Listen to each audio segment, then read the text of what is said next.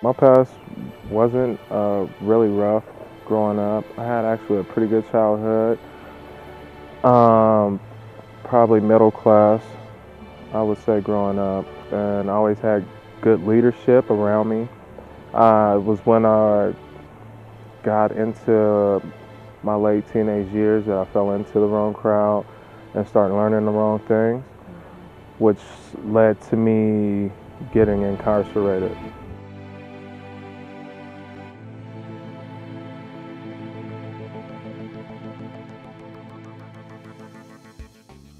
I was about 35 years old, 34, 35, and I had just graduated radiology school, and kind of was at a point in my life where I was just didn't know what I really wanted to do. I had a lot of success.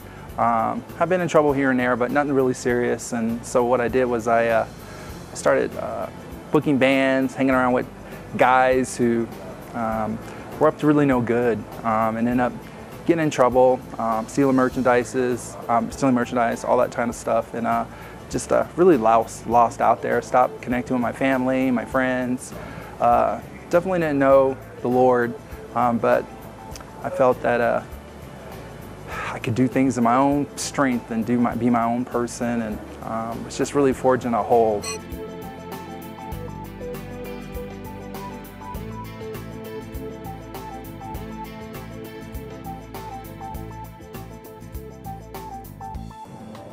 I got into the selling drugs. You know, basically it led me by my friends, maybe some family members that I did have. You know, I still have some family members making, you know, fast money.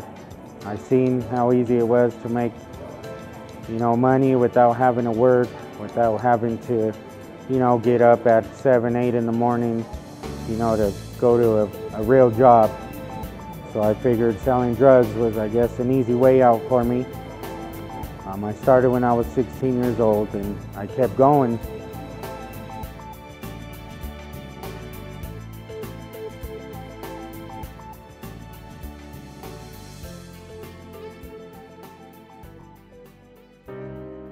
The first day I was in there, I got a Bible. Someone came and talked to me, and started changing things around with the Lord and stuff, and started directing me. And so I was looking at 20 years, then 20 years became 3 years, and then 3 years became a month. I was paroled and was out of prison, and so really felt the whole journey, that 8 months, I was really able to get with mentors. One of them actually was a person who went through Denver Works, and one of my roommates, when I was a judge, he told me you should go through them. They're really good. And so that's the first time I heard about Denver Works. So I was really concerned about what my reentry would look like, who would be out there. I didn't have a lot of family, but I knew if I took the Lord out with me, that it'd be better. And they were a faith-based organization, so it seemed like it would be a good place to start. And so that's how I've heard of Denver Works. When I was released, I was at the height of the recession, and it seemed like everywhere you went, everywhere you tried to get a job, nobody was hiring, and the people that they were hiring, they weren't felons. So with having, you know, this felony on my background, it definitely added a lot more weight to me. Once it came up to my 6th month, I went into sentencing when I was facing 5 to 16 years prison time, or if not, I was looking at halfway house. The judge gave me another chance, basically told me, you know, I'm going to give you this second chance here to, you know, prove to me that, I mean, you're not a menace to society. When I heard about Denver Works, I heard about a lady, her name's Jennifer Reynolds, and one of the inmates told me to go in and ask for her. Jennifer Reynolds was kind of like a blessing. She helped me get established with several different grants. They also helped me out with, you know, providing me with work clothes and clothes to get an interview and so on and so forth. She also set me up so I can get training. It seemed as if they really cared about me, and as a matter of fact, the first job interview I went on, I got a suit through the clothing closet, and I felt like a king that day because it was actually my first suit, and here I was about 35 years old and that was my first suit, and first real interview I went on, and I actually got the position working with a marketing group, and so really paved the way. I had found out through, I guess, a buddy, said he had went to Denver Works, and he actually got employed through Denver Works as well, through an employer. He had told me to go there. I ended up going there, and I met with some lady. Her name was Jennifer Reynolds. I went there for about a good month and a half, went through an orientation, a couple classes. They helped me do a resume. And about December of 2010, she had told me that there was an employer that she thought I would fit in. That employer was called 3Tech. She introduced me to an internship program where they pair us with different contractors and different organizations from throughout Colorado. I got paired with Salt Electric, and what they did was they paid for half of my salary through this internship for the first 3 months. And that was the beginning of my career here at Salt Electric. What I do here at Salt Electric is a whole array of different work, from solar installation to remodeling houses to new installation of electrical services and so on and so forth. Recently, I was at Denver Green Jobs, and I got a call from Andy, who's the program director here, and he said, well, we're looking for a guy, to be operations manager, someone who is a lot like you. And I was like, oh wow. So it was kind of a great honor, because I worked with Bud's Warehouse on some of their trainings, doing men's ministry with Jim Reiner, and so I really appreciate their organization. Definitely a faith-based organization. It's a non-grant. They don't get any funding. Everything's sustainable. They have proven businesses, a proven business model with Baby Buds, where they sell baby clothing, and they also have Good Neighbor Garage, where they teach guys to work on cars, and they all donate it. And then, of course, Bud's Warehouse, their flagship.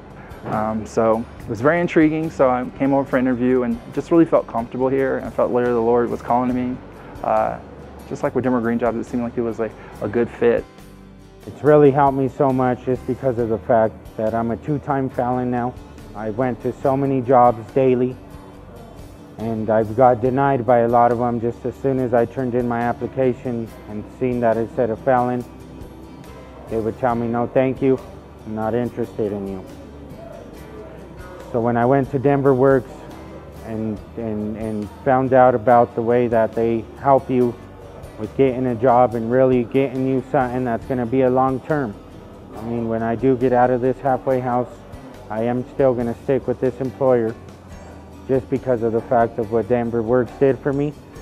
So I always also, every month I contribute to Denver Works by just showing up and showing Jennifer Reynolds what she did for me and how she changed my life and how she got me closer to my family and children, most importantly.